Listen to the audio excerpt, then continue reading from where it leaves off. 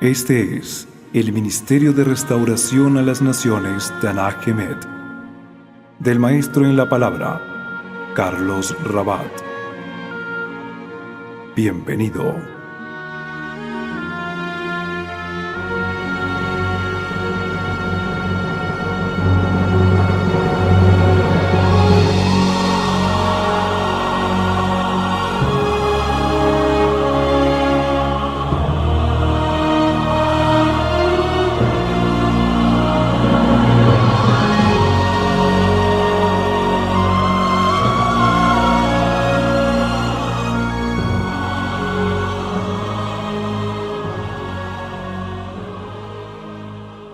Bueno, vamos a ir a las Escrituras en el nombre del Señor. Allí lo que el eterno Dios tiene para nosotros. Y quiero darle continuidad porque quisiera poder como finalizar este estudio que hemos venido haciendo durante estos domingos, allí basados en Efesios capítulo 5. Por favor, abra ahí su Biblia en Efesios capítulo 5. Leamos desde el versículo 8 para empatar, aunque eso ya lo hemos visto, ¿no? El versículo 8, pero leamos desde ahí. ¿Lo tiene? Efesios capítulo 5, versículo 8 dice: porque en otro tiempo ustedes estaban o eran tinieblas, pero ahora son ¿qué? Luz en el Señor. Por tanto, anden como hijos de luz, porque el fruto de la luz es en todo bondad, justicia y verdad. El fruto de los hijos de luz, los que son luz, en todo es ¿qué? Bondad, justicia y verdad. Creo que eso no se les puede olvidar. O sea, si les hago un examen de aquí a 20 años, ¿cuál es el fruto de la luz? Bondad, justicia y verdad. ¿Ok? Bondad, justicia y verdad. Ese es el fruto, ¿sí? De la luz. Y si usted es luz, como dice la Escritura que nosotros somos luz, pues debemos tener ese fruto, debemos dar ese fruto, ¿ok? Y de eso ya he estado hablando, creo que bastante. Dice acá: comprobando así lo que es agradable al Señor, ¿sí? Por lo tanto, cuando nosotros vivimos dando ese fruto digno de la luz, bondad, justicia y verdad, vamos a poder entender qué es lo que es agradable para el Señor. Es decir, vamos a poder entender su voluntad. Vamos a poder entender su voluntad. Y su voluntad para nosotros va a ser ¿qué? Buena, perfecta y agradable. Hay mucha gente que no entiende la voluntad de Dios sencillamente porque no está dando frutos de luz. Porque para poder entender, discernir, comprender la voluntad de Dios para nosotros, para nuestra vida, es necesario estar dando frutos de bondad, justicia y verdad. Amén. Así podemos comprobar la voluntad de Dios. Entonces, ¿cómo se puede entender y comprender la voluntad de Dios? ¿Viviendo en qué? Bondad, justicia y verdad. Ok, entonces dice acá: por lo tanto, no se hagan partícipes en las obras infructuosas. Esto lo vimos hace 8 días también, ¿no? No seamos partícipes de obras infructuosas, es decir, de obras estériles, sin fruto, vacío, algo estéril no da fruto. Y nosotros no podemos ser participantes, no hacedores, participar de obras, actividades infructuosas de las tinieblas, sino más bien, ¿qué dice? Refútenlas, ¿sí? Repréndanlas, vénzanlas, porque vergonzoso es aún hablar de lo que ellos hacen en secreto, ¿no? O a escondidas, privadamente. Y sigue diciendo esto, lo estoy leyendo sencillamente como para conectar al tema de hoy. Mas todas las cosas, cuando son puestas en evidencia por la luz, son hechas ¿qué? Manifiestas, porque la luz es lo que hace manifiesto todo. Entonces, cuando nosotros vivimos en luz, ¿sí? El solo hecho de vivir en luz hace que las cosas de las tinieblas queden ¿qué? Expuestas, ¿sí? Eso es como literalmente cuando usted va a buscar algo. Si usted necesita buscar algo y está en medio de la noche, ¿qué es lo primero que hace? Encender el bombillo, ¿cierto? Encender la bombilla para que produzca esa luz que necesita para poder hallar. Y cuando uno enciende, inmediatamente tiene la oportunidad de poder buscar y encontrar aquello que está buscando. Porque la luz es lo que va a poner de manifiesto las obras de las tinieblas. Por lo tanto, si usted y yo somos luz, nosotros estamos llamados para poner de manifiesto y para descubrir las obras ¿de qué? De las tinieblas. Quiere decir que si usted y yo vivimos en luz, no tenemos por qué caer en las cosas, ¿sí? De las tinieblas. Nosotros no tenemos por qué participar de las obras infructuosas de las tinieblas. Hemos sido entonces puestos como luz para dejar en evidencia las obras de las tinieblas, porque la luz todo lo manifiesta. Por lo tanto, si nosotros vivimos en luz, nosotros mismos estamos actuando de manera transparente delante de Dios. Entonces dice allí el versículo 14, por lo cual dice, despiértate, ¿no? Dice allí, despiértate tú, ¿que qué? Que duermes, y levántate de entre ¿qué? Los muertos, y te alumbrará el Mesías, o el Mesías brillará sobre ti. El Mesías resplandecerá sobre ti. Entonces, si yo quiero la bendición del eterno Dios, pues lo primero que tengo que hacer es despertar, ¿sí? Enderezarme. Esa palabra despertar allí es una palabra griega que aparece en ese texto, pero esta palabra habla de venir de la muerte a la vida, ¿sí? De enderezarse, de levantarse, de resucitar. Es una idea que tiene que ver con aquel que se levanta como de la muerte, ¿sí? Por lo tanto, el Señor nos está llamando a esto, ¿no? Despiértate. Y obviamente vivimos en un mundo de muertos vivientes, ¿sí? Muertos vivientes, en donde la gente sin el Señor, o sea, sin el Mesías en su vida, la gente está como muerta espiritualmente. Aunque tengan vida física, su espíritu está muerto. Y lo que interesa más que la vida física y más que la vida de este mundo es la vida ¿qué? Espiritual. Y a veces nos azaramos y nos preocupamos más por la vida física que por la vida espiritual. Ahora, no estoy diciendo que desechemos la vida física para dedicarnos únicamente a la vida espiritual, pero lo que quiero decir es que si nos preocupamos por la vida física, que debemos hacerlo, cuánto más debemos nosotros preocuparnos por mantener la vida espiritual, ¿sí? Y nada más es que la persona llegue sobre su vida física una enfermedad, y si es una enfermedad de esas terribles, tremendas, empieza inmediatamente a preocuparse y empieza a tratar de hacer todo lo posible para contrarrestar ese mal, para evitar que su vida se extinga. Así nosotros también tenemos que estar constantemente con nuestra vida espiritual, porque nuestra vida espiritual puede ser atacada continuamente, así como nuestra vida física puede ser atacada, ¿sí? Por diferentes situaciones, enfermedades o circunstancias, porque no se necesita estar enfermo para perecer. En un accidente una persona puede fallecer.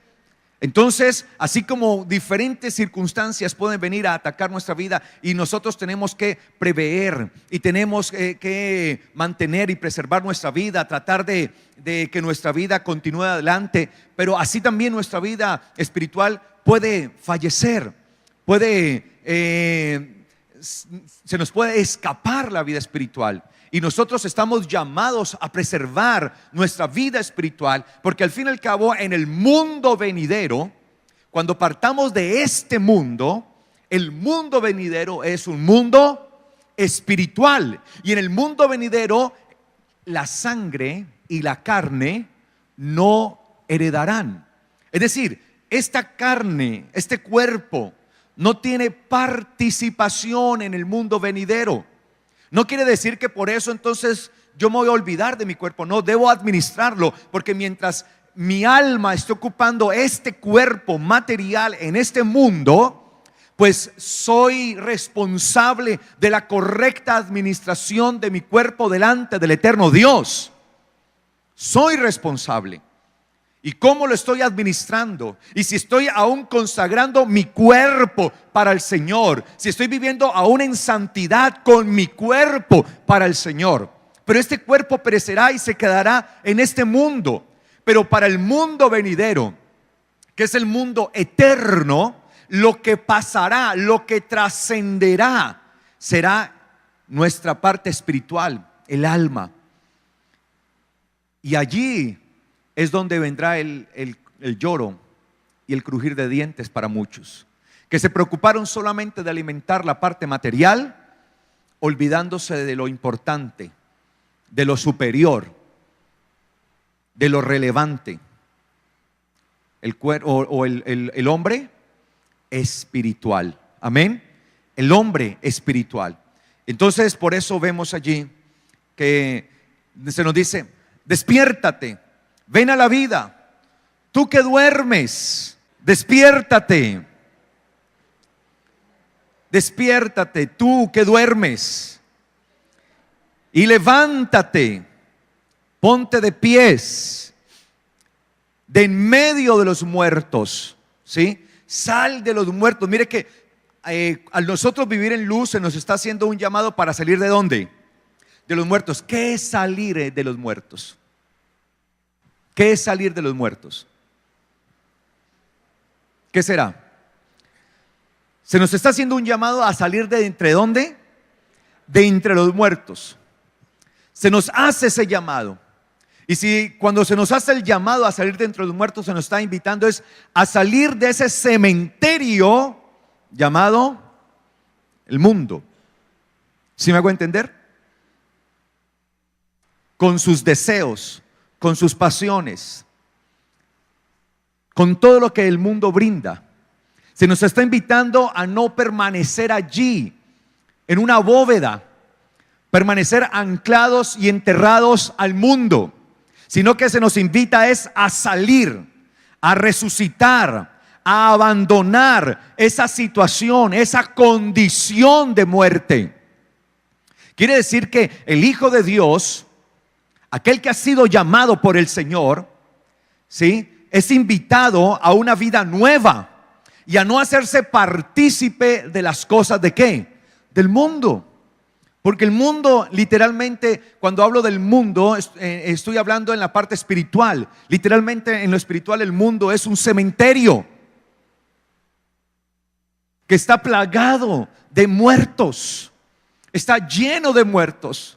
Y a nosotros se nos ha llamado, y allí está el dador de la vida, allí está el que todo lo puede, el que tiene el poder para transformarlo todo, llamando, haciendo un llamado: levántate, levántate, ven, resucita, sal de entre los muertos. Y es un llamado continuo, y nosotros que hemos escuchado su voz, estamos atendiendo a la voz de la vida, amén, del dador de la vida. Pero hay que salir, no seguir contaminándose con esto. Por eso veía uno que en la antigüedad había unas normas para el pueblo judío, y entre ellos esas normas había que de pronto algunos no entienden qué es lo que significa eso. Obviamente eso tiene su aplicación espiritual, que no se podía entrar en contacto con los ¿qué? Con los muertos, porque quien entrara en contacto con un muerto se decía que se contaminaba y tenía que entrar en un periodo como de descontaminación. Pero es precisamente porque eso tenía una connotación espiritual. Porque cuando yo me hago partícipe con los muertos, lo que estoy haciendo es contaminarme. Ahora, obviamente cuando uno va a un cementerio, pues uno ve todas esas tumbas allí y pues la verdad no hay olores o algo así pues que sean repugnantes. Pero abra una tumba de esas en medio de un cuerpo en descomposición, a ver si no sale corriendo, ¿sí? Entonces, eso es lo que pasa, esa contaminación. Sí, después de que este cuerpo va a la tierra, empieza a descomponerse, ¿sí? Y la contaminación que genera, el olor, ¿sí? Hiede. Por eso cuando Lázaro, ¿no?, murió, la hermana, el Señor dijo: abran la bóveda, abran la tumba. Y la hermana de Lázaro le dijo: pero Señor, Marta le dijo: pero Señor, no lo hagas, por favor, ten misericordia de nosotros, ya van 4 días, hiede. ¿Cómo nos vas a hacer ese mal? Por favor, no nos afectes más. Hiede. Y el Señor le dijo: no, ábranla, porque él sabía que Lázaro iba a resucitar. Hiede. Y así es el mundo, ¿qué? Hiede.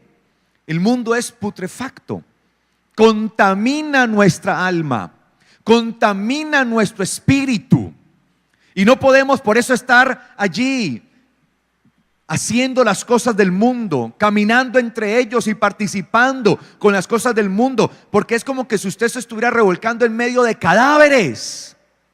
No sé si me hago entender. ¿Sí me estoy dando a entender? O sea, usted sería capaz físicamente de revolcarse en medio de cadáveres que llevan allí unos días de descomposición, y revolcarse y jugar, y abrazarse a ellos y besarlos, ¿no? Y cargarlos, ¿sí? Usted ve una cosa de esas, un cadáver que lleva 5, 6, 7, 10 días en descomposición y varios cadáveres, pues usted sale corriendo. El olor es terrible, putrefacto, ¿sí? Y eso es lo que normalmente una persona dentro de sus cabales haría, ¿no? Saldría. Entonces en lo espiritual es lo mismo. Usted no puede participar. Cuando usted participa de las obras de las tinieblas, lo que está haciendo es contaminando su alma. Y nosotros estamos llamados ¿a qué? A salir. Salgan dentro de los muertos. No se sigan contaminando, porque ustedes están llamados a tener vida, a ser luz. Más bien, si puede hacer que otros lleguen a la luz, que otros se levanten, que otros resuciten, así como el Señor levantó a Lázaro espiritualmente, nosotros podamos hacer resucitar a otros en el nombre del Señor, a través de la evangelización, la predicación. Cuando nosotros les hablamos a otro de esa salvación de parte del eterno Dios, lo que estamos haciendo también es un llamado para ellos, para que se levanten y ¿qué? Y salgan de entre los muertos. Entonces dice allí el apóstol: despiértate tú que duermes y levántate de entre los muertos, y te alumbrará el Mesías, brillará sobre ti el Mesías. ¿Cuándo el Mesías brillará sobre nosotros? ¿Cuándo? ¿Cuándo qué? Nos levantamos, cuando atendemos su voz. Él nos está llamando a resucitar, y cuando atendemos su voz, entonces la luz del Mesías vendrá sobre nosotros. Pero hay que salir del cementerio. Si yo quiero ser alumbrado por la luz del Mesías, que la luz del Mesías brille sobre mí, debo salir. Amén. ¿Qué hay que hacer? Salir. Ahora, cuando la luz viene, la luz es tipo de ¿qué? ¿Qué simbolizará la luz? Vida, bendición, abundancia, ¿sí? Salvación. O sea, la luz tiene una cantidad de connotaciones tremendas. Abundancia, bendición. Por lo tanto, si yo quiero que la luz del Mesías brille sobre mí, es decir, venga su bendición, venga su gracia, venga su gloria sobre mi vida, venga todo lo que Él tiene, venga esa vida abundante que Él dice, que Él dijo: yo vine para que tengan vida y para que la tengan en abundancia. Si deseo eso, ¿qué debo hacer?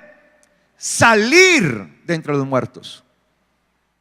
Pero hay muchos que están escuchando la voz y se levantan, ay no, como que mejor me quedo aquí, y no quieren dar ese paso.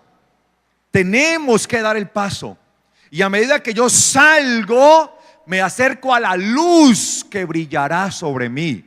Y cuando la luz del Mesías brilla sobre su vida, entonces sobre su vida viene la bendición, viene la gracia, viene la misericordia, viene la gloria de Dios. Amén. Sobre usted, sobre su casa, sobre sus hijos, empieza a verse la luz del Señor. Y eso es lo que Él desea para nosotros. Que su luz brille. Que brille para nosotros esa gracia, esa gloria. Entonces nos brillará sobre nosotros, alumbrará el Mesías. Y yo quiero que sea el Mesías que brille en mí, que cuando me vean a mí, vean al Mesías, vean a Yeshua alumbrando en mí, que Él es la luz que guía mi vida, que Él es la luz que guía mi sendero, que Él es la luz que guía todo mi camino, todos mis pasos.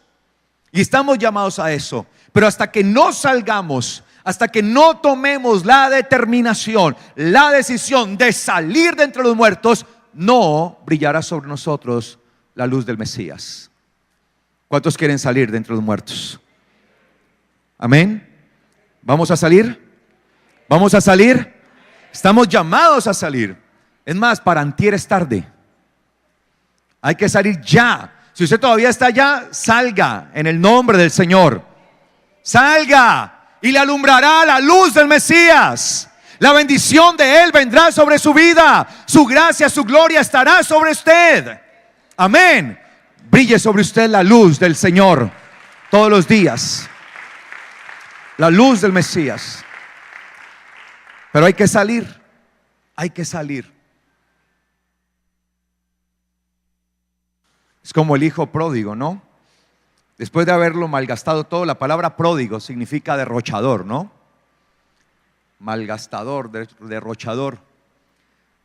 Después de haberlo malgastado todo, llegó a una situación tan terrible de muerte, casi de muerte, que él mismo pensó y dijo: yo aquí, en esta provincia alejada, perezco, mientras que en la casa de mi padre sus obreros tienen abundancia de pan. Entonces, ¿qué dijo él? Me levantaré e iré donde mi padre. Le diré: Padre, he pecado contra el cielo y contra ti. Ya no soy digno de ser llamado tu hijo, pero por favor, hazme como uno de tus obreros.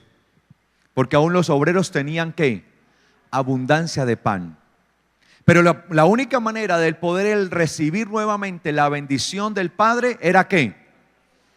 Levantándose y ¿qué? Y yendo, tomando la decisión. Allí sentado no podía decir: ay Señor, ten misericordia de mí, ayúdame aquí. No, tenía que tomar una decisión. Tenía que levantarse y empezar a caminar hacia el Padre, a salir de esa provincia donde se encontraba en maldición. Y nosotros estamos llamados a eso, a salir, a salir, a salir. De hecho, la palabra iglesia en griego tiene esa connotación. Ekklesia. Ekklesia. Ek significa salir. Los llamados a salir. Eso significa la palabra iglesia. Los que están llamados a salir afuera. Los que están llamados a estar afuera, a salir. Vamos, vamos. Por eso la iglesia está llamada continuamente, se le hace un llamado: no te quedes allá, sal de ella, pueblo mío, dice la palabra. Sal de eso, pueblo mío. Sal, no te quedes ahí, ven, ven. Es un continuo llamado. Es un llamado que el Señor hace continuamente. Y no nos podemos quedar estancados, tenemos que avanzar. Y mientras más nos apartamos de las cosas de este mundo, más nos aproximamos a la gloria de Dios. Amén. A la luz del Mesías. Entonces dice aquí: miren pues, observen, guarden con diligencia. ¿Con qué? Con diligencia. ¿Cómo es que van a andar? ¿Cómo es que ustedes están andando? ¿Sí? ¿Cómo es que ustedes están andando? Miren cómo pues es que ustedes están caminando. Tenemos que observar cuál es nuestro caminar. Yo tengo que observar cómo es que estoy caminando. Si me estoy desviando, tengo que cuidar bien mi camino, si realmente es el camino, o ya me perdí, me fui por otro camino. Como cuando usted toma carretera, de pronto va hacia algún lugar, pues tiene que estar muy atento. Y si no conoce la carretera, porque es por primera vez que usted va hacia cierto lugar, le toca que estar muy atento. Entonces, al menor descuido, puede uno perder su camino. Y por eso, en el caminar del Señor, en el caminar en el Señor, de la vida cristiana, ese caminar hay que hacerlo ¿con qué? Con diligencia. ¿Cómo tenemos que estar nosotros mirando nuestro caminar en el Señor? Con diligencia. Con diligencia.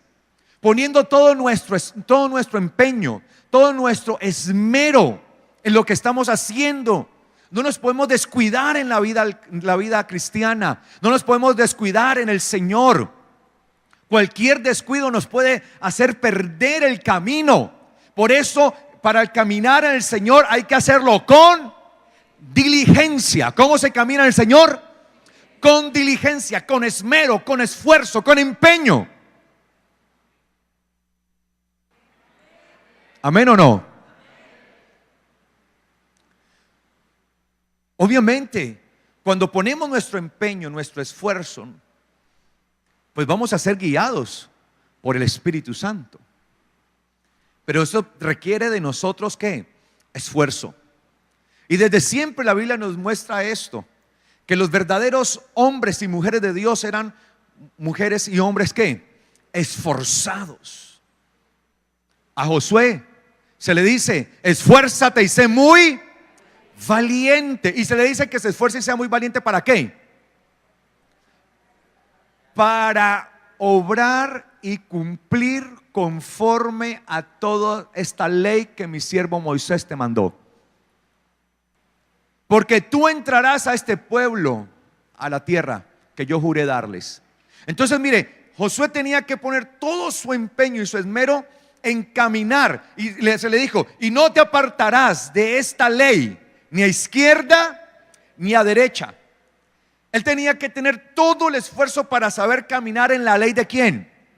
De Yahweh, en la ley del eterno Dios. Todo su esfuerzo para que no fuera a apartarse a izquierda o a derecha, sino poder continuar ahí recto, recto, recto, sin vacilar a izquierda o derecho, con diligencia. Esfuérzate, Josué, sé valiente. Por eso el llamado que el Señor hace, lo hace a personas valientes y esforzadas. Y yo creo que si usted está aquí es porque usted es una persona valiente y esforzada en el nombre del Señor, que está caminando y quiere caminar rectamente para que la gloria de Dios alumbre sobre su vida. Amén. Y la gloria de Dios estará sobre usted. Pero hay que hacerlo recto, esforzado, valiente. Hay que hacerlo con esfuerzo, con diligencia, con esmero.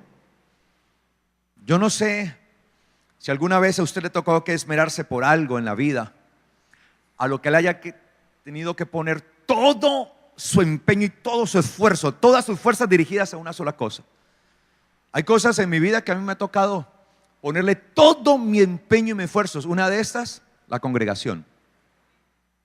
Así fue que empezamos. Y con mi esposa íbamos a poner todo nuestro empeño, todo nuestro esfuerzo. ¿Sí?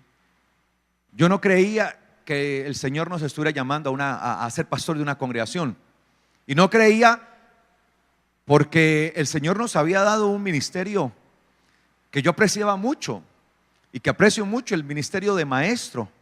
Y la verdad, para ese momento el Señor me había abierto muchas puertas y yo viajaba por muchas partes y estaba allí. Y tenía una agenda tan apretada. Yo tenía una agenda de invitaciones de más de 2 años. Y hacía actividades una tras otra y cada vez me llamaban y me llamaban. Y cuando el Señor puso en nuestro corazón la iglesia, tenía yo más de 200 solicitudes de iglesias para darles agenda. Yo decía, no, Señor, esto no puede ser, ¿cómo así? Pero cuando el Señor puso en nuestro corazón que era así, que era su voluntad, y decidimos aceptar este llamado del Señor, entonces le dije a mi esposa, vamos a poner todo nuestro esfuerzo. Y empezamos poniendo todo nuestro esfuerzo. Y todo lo que teníamos con mi esposa, le dije, tenemos que empezar colocando nuestro esfuerzo, nuestro dinero, nuestro ahorro, nuestros ahorros. Teníamos un ahorro que habíamos venido haciendo durante tiempo, ¿sí? Y teníamos el dinero ahí. Y le dije a mi esposa, mi amor, ¿te acuerdas que este dinero lo teníamos para unas cosas, adquirir unas cosas para nosotros? Sí, bueno, pues ese dinero va para esto. Y así empezamos, colocando todo nuestro esfuerzo, mi empeño, renunciar a seguir viajando, renunciar a seguir atendiendo las invitaciones, a hacer lo que veníamos haciendo. Ahora dedicarnos, y empezamos a dedicarnos, ¿sí? No, ahorita todo para la congregación. Vamos a meterlo todo. Y así empezamos. Y le pusimos todo nuestro esfuerzo. Obviamente no estoy diciendo que por ese esfuerzo es que la iglesia se levantó, no. Porque la obra del Señor se levanta es por la gracia de Él. Porque la obra es de Él. Pero lo que nosotros vemos hoy y disfrutamos, a pesar de ser una congregación que lleva tan poquito tiempo, de una u otra manera es resultado del esfuerzo que empezamos desde el principio a poner. Y los que empezaron con nosotros, que fueron muy poquiticos, fueron testigos de ese gran esfuerzo. Y ellos son testigos y no me dejan mentir, de ese gran esfuerzo que empezamos a hacer. Y ahí estuvimos.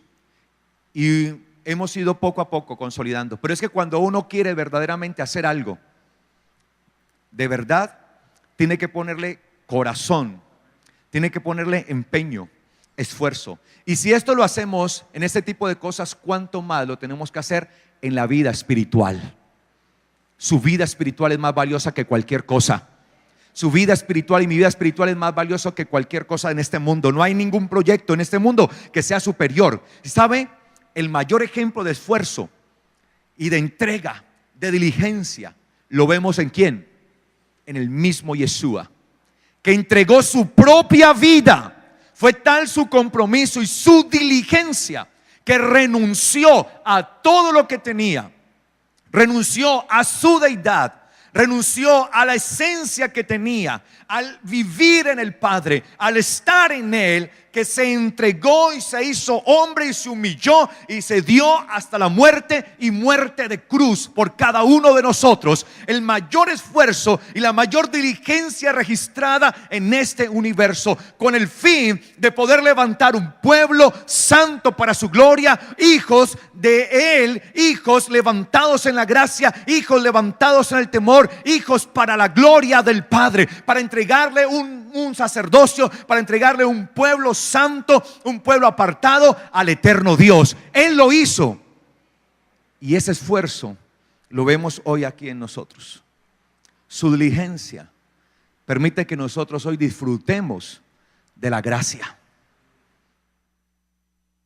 Por lo tanto, en la vida espiritual la tenemos que tener en primer lugar. Escúcheme bien, su vida espiritual en primer lugar, porque solamente podremos dar de lo que tenemos. Y si mi vida espiritual está chueca o no está correctamente desarrollada, pues yo ¿qué le voy a dar a los que están a mi lado? ¿Qué le voy a dar a mis hijos? Mi vida espiritual debe ser prioridad. Amén. Su vida espiritual debe ser prioridad. Y esa prioridad está en que pongo a Dios como primero en mi vida. Él es el primero y el todo de mi ser. Entonces estoy poniendo diligencia.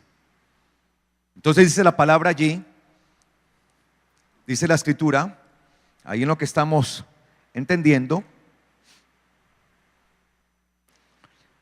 Miren pues con diligencia cómo andan. Y no anden como qué, como necios, sino como qué, como sabios. La palabra necios que aparece allí es la palabra asofos, que significa literalmente en español no sabio, porque sofos es sabio y a es una partícula griega que es negación, es decir, no sabio. Es decir, no anden como no sabios, sino como qué, como sabios. Tenemos que aprender a andar como sabios. Tenemos que aprender a permanecer allí como sabios. ¿Y qué es andar como sabios? ¿Qué es esto de ser sabio? La palabra nos llama a eso. Algunos andan como no sabios y otros andan como ¿qué? Como sabios. Pregunta, ¿está usted andando como un no sabio o como un sabio? Y un no sabio es el que desprecia la sabiduría, ¿no? Un asofos en griego es el que desprecia la sabiduría. Nosotros tenemos que amar, ¿sí?, la sabiduría, amarla. Tenemos que amar la sabiduría. Pero la sabiduría no del mundo, sino la sabiduría que viene ¿de quién? De Dios. Entonces, ¿qué es esto de andar como sabios? ¿Cuándo andamos como sabios? Bueno, antes de continuar ahí en el versículo 16, que ahí se nos dice algo de cómo andar como sabios, quiero por favor que me acompañe a Romanos 16, 19. Dice el apóstol Pablo ahí en Romanos 16, 19. Porque su obediencia, ¿su qué? Obediencia. Ojo. Y esa palabra que se tradujo ahí como obediencia, en realidad es la palabra hupakoe, que significa escuchar con atención, escuchar para poner por obra. Por eso recuerdo que mi abuela me decía, es que usted a veces le entra por un oído y le sale por el otro. Me regañaba ella. Y luego entendí que era eso de que le entra por un oído y le sale por el otro. Cuando a uno le entra por un oído y le sale por el otro, quiere decir que uno está escuchando, pero no está ¿qué? Atendiendo. No está poniendo por obra. Y usted puede decir, no, yo le hago, sí, yo atiendo para las que sean, como sea, aquí estoy. Y simplemente se le da la orden, le entró por acá y le salió por el otro oído y no hizo lo que tenía que hacer. Porque su obediencia ha venido a ser notoria a todos. Mire lo que le dice Pablo a la iglesia que había en Roma. La obediencia de ustedes ha venido a ser ¿qué? Notoria. Se ve. Hay un gran rumor. Se ve tremendamente. A todos. Así que me gozo de ustedes. Pero quiero que sean sabios. ¿Para qué? Para el bien. Es decir, que la sabiduría en nosotros se evidencia cuando ¿qué? Cuando hacemos ¿qué? El bien. Cuando estamos dispuestos siempre a vencer el mal con el bien, como dice la palabra. Vence el mal con el bien. Si te pagan mal, ¿qué dice la palabra? Da bien, devuelve, dice bien. Y eso es difícil ponerlo en práctica hoy por hoy en esta sociedad. Porque vivimos en una sociedad que está solamente dispuesta a sacar provecho para sí misma, ¿no? Y a pagar mal. Pero la Biblia dice, si te pagan mal, devuelve bien. Devuelve bien. Ay, sí que es difícil eso. Porque este me está dando y yo le tengo que devolver bien. Imagínense, le tengo que devolver el bien, la bendición. Y eso debe serlo usted. Empezando con su familia, ahí, su esposo, su esposa, con sus hijos, con sus amigos, familiares, amistades, compañeros, con las personas que le rodean. Si le pagan mal, ¿qué va a devolver? Bien. ¿Qué va a devolver? Bien. Tenemos que devolver bien. Tenemos que hacerlo. Y dice acá la palabra, sean sabios para el bien e ingenuos para el mal. Esa palabra que aparece ahí, ingenuo, es la palabra inocente, ¿no? ¿sí? Inocente para el mal. Que el mal no salga de usted. Por lo tanto, cuando yo vivo conforme a la palabra del eterno Dios y empiezo a hacer el bien y a pagar siempre bien por mal, y la Biblia dice, vence el mal con el bien. ¿Cómo se vence el mal? Con el bien.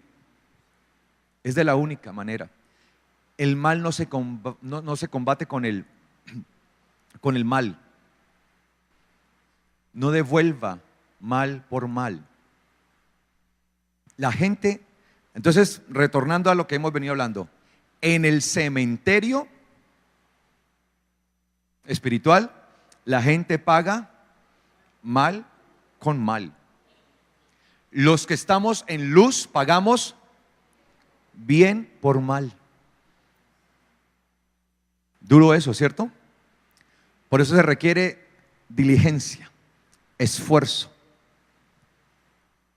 Y así alumbrará sobre nosotros ¿qué? La luz del Mesías.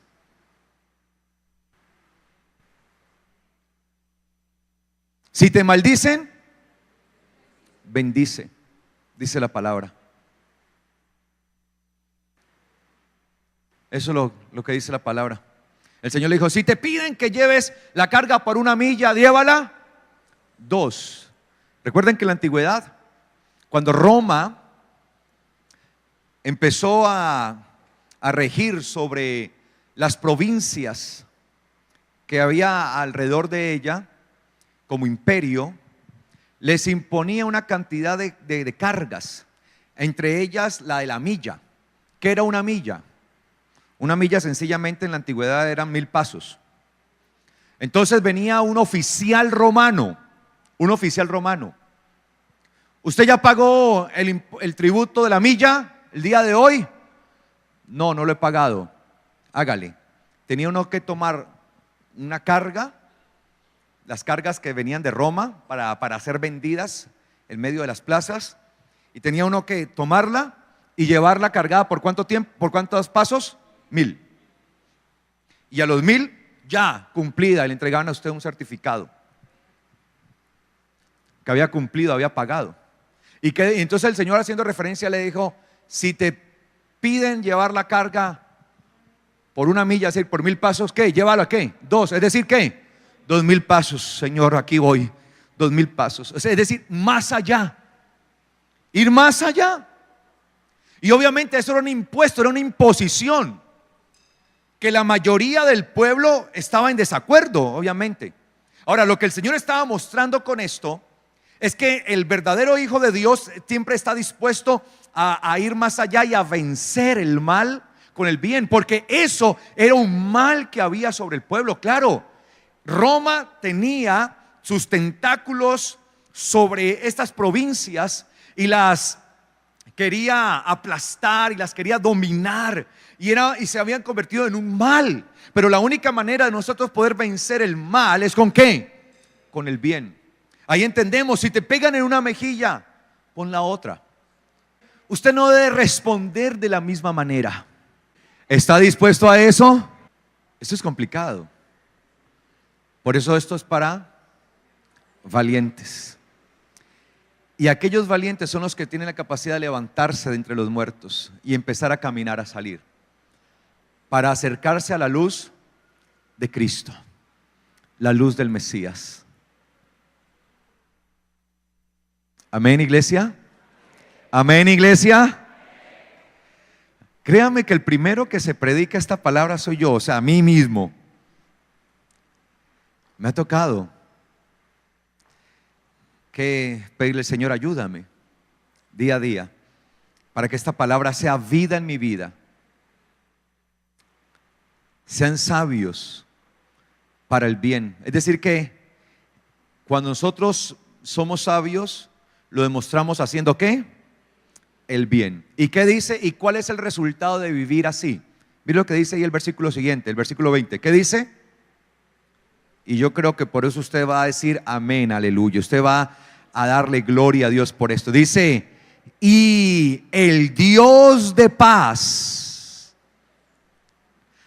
aplastará en breve a Satanás bajo sus pies. Y la gracia de nuestro Señor Jesucristo será sobre ustedes. Amén. El Dios de paz aplastará en breve al adversario. Lo aplastará, lo triturará. La palabra que aparece allí es triturar, es el efecto de triturar al adversario. Lo triturará, pero Él será el que lo haga, no usted. Y uno dirá, no, déjemelo, yo lo aplasto, Señor, yo puedo con Él. Yo aplasto a mi adversario, yo lo acabo, Señor, no necesito ayuda. Deje que sea el Señor, no usted. Usted y yo, a usted y a mí nos corresponde pagar ¿qué? Con bien. Y el Señor será el que se encargue. Amén. La vida del creyente es práctica. Y estamos llamados a eso. Eso es el evangelio. Esas son las buenas nuevas. Por eso dice, bienaventurados los pacificadores. A eso estamos llamados.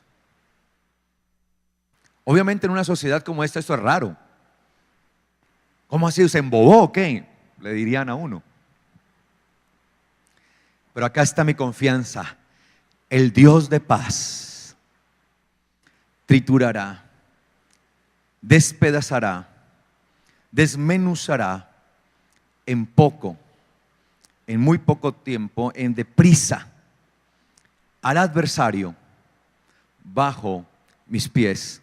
Y la gracia de nuestro Señor Jesucristo será sobre ustedes.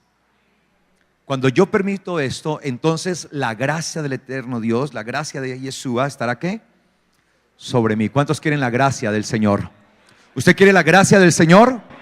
3:3 dice, el que sea sabio y entendido entre ustedes, muéstrelo con su buena conducta. 3:13, lo vuelvo a leer. El que sea sabio y entendido entre ustedes, muéstrelo con su buena conducta a través de sus obras. ¿Cómo se muestra que uno es un sabio y entendido? ¿Cómo? Con nuestra buena conducta, con nuestro buen comportamiento, a través de nuestros hechos, nuestras obras, nuestras acciones, ¿no? El que sea sabio y entendido entre ustedes, muéstrelo con su buena conducta por sus obras o a través de sus obras. Entonces, ¿cómo se demuestra que uno es sabio? Pues la forma de conducirse. De hecho, por eso usted encuentra en el diccionario que la definición más común de sabiduría es saberse conducir en la vida.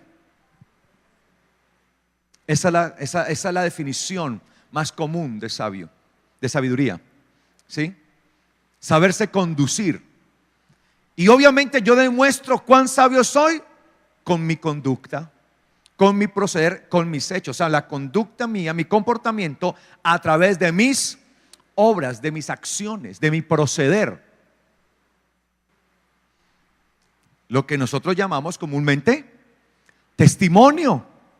¿Cuál es mi testimonio ante los demás? ¿Cuál es mi proceder? ¿Cómo es mi forma de accionar en mi casa? Yo creo que los que mejor pueden hablar de uno, de cuál es el testimonio de uno, la conducta de uno, son los de la casa. Por ejemplo, acá está mi esposa, yo no le puedo esconder a ella nada. Los que viven con uno, los que rodean, mi hija, ahí está mi hija. Ella puede ser testigo de quién soy yo. Los que lo conocen a uno, que están allí continuamente. Los amigos. Los que lo rodean a uno. Los compañeros de trabajo. ¿Sí o no? Y pueden atestiguar. La pregunta es, ¿cuál es el testimonio que están dando ellos de nosotros? ¿Realmente lo que hablamos es acorde o es coherente con lo que actuamos? ¿O solamente estamos siendo hipócritas?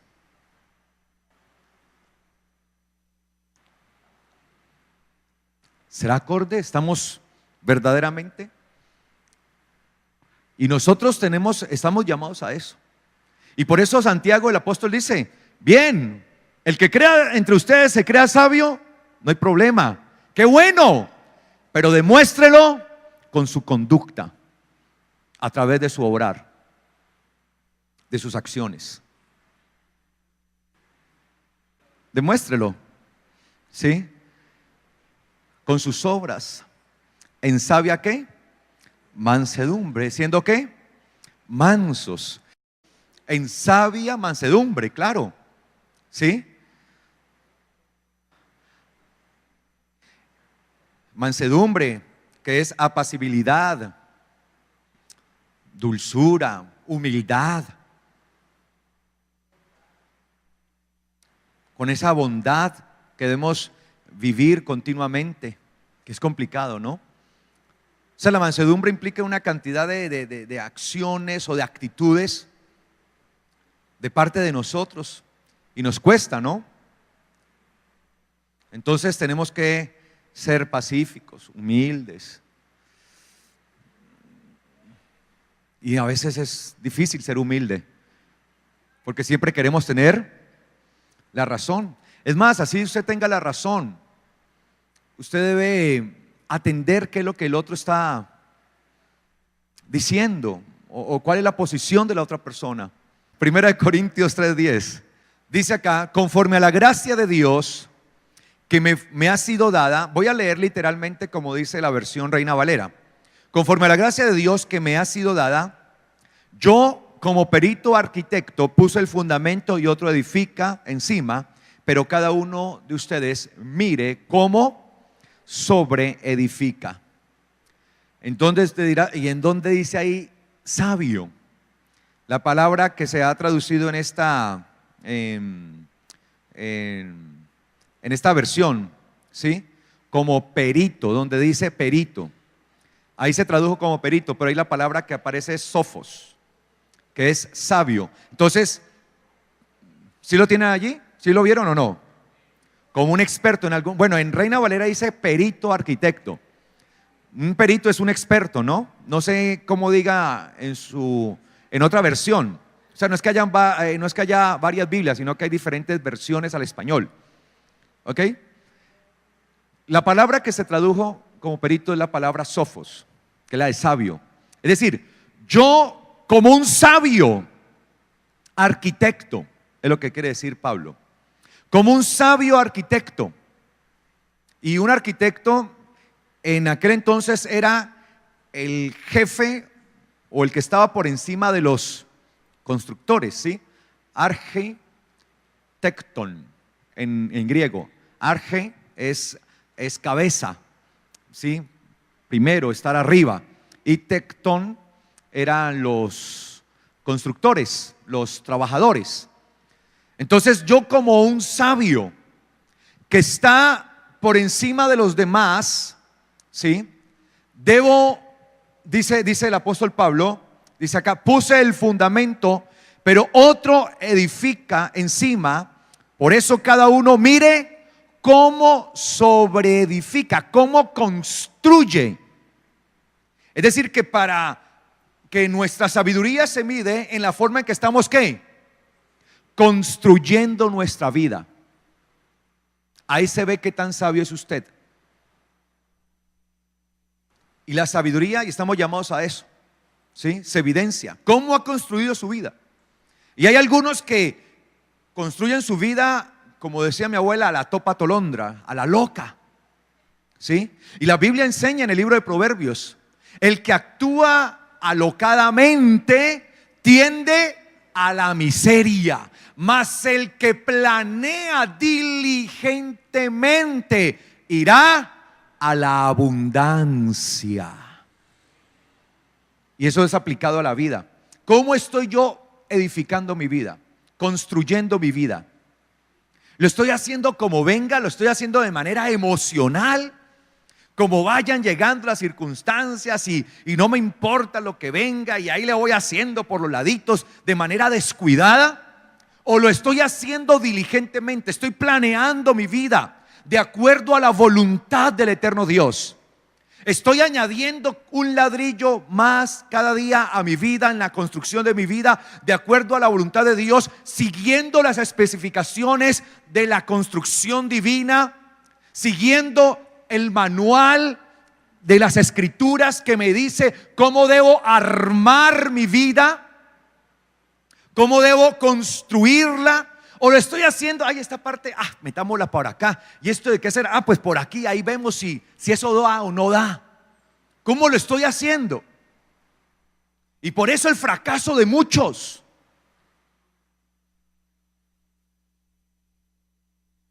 Y por eso vidas frustradas, fracasadas, porque están actuando alocadamente, porque no escuchan consejo.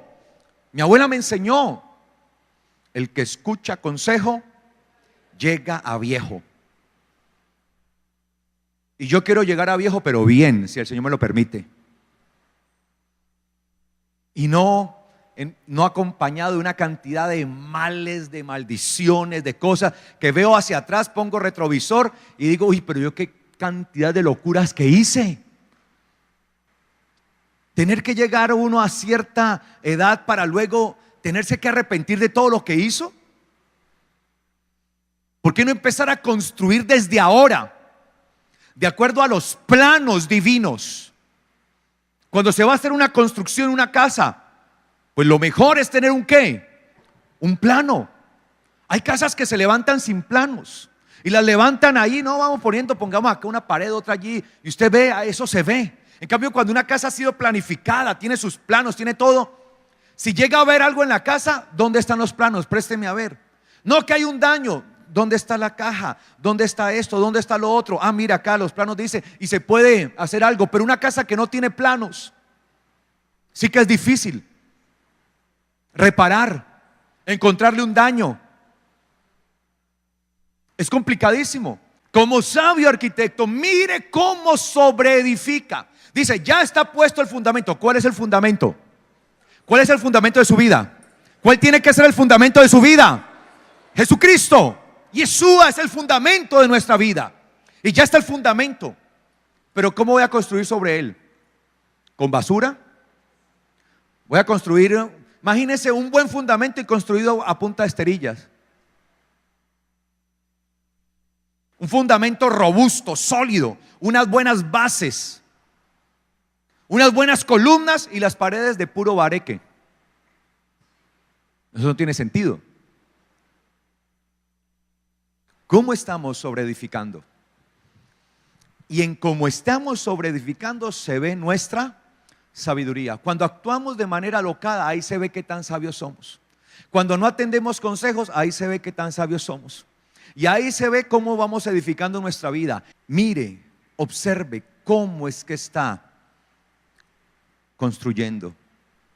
¿Cómo es que lo va a hacer? ¿Cómo va a construir su vida? Amén. Volvamos ahí a Efesios 5:15. Mire pues con diligencia cómo andan, no como necios, sino como ¿qué? ¿Como qué? Entonces, tenemos que andar como ¿qué? Como sabios. ¿Y cómo se evidencia que estamos andando como sabios? Mire lo que dice el versículo 16. Dice, aprovechando bien el tiempo, porque los días son malos. Una persona sabia es la que sabe ¿qué? Aprovechar bien el tiempo. ¿Qué significa aprovechar bien el tiempo? ¿Qué significa esto de que los días son malos? Porque ahí se demuestra nuestra sabiduría. ¿Qué es eso de que aprovechemos bien el tiempo? Bueno, eso lo veremos en otro tiempo. Dentro de 8 días, con la ayuda del Señor. Amén. Si el Señor nos presta la vida, si el Señor nos da la salud y podemos estar aquí, dentro de 8 días, continuamos entendiendo esto que el Señor tiene para nosotros. ¿Y qué es? Que este es un tema fundamental, más que todo hoy. cómo estamos usando nuestro tiempo. Ojo con eso. Y eso lo vamos a ver dentro de 8 días. Amén.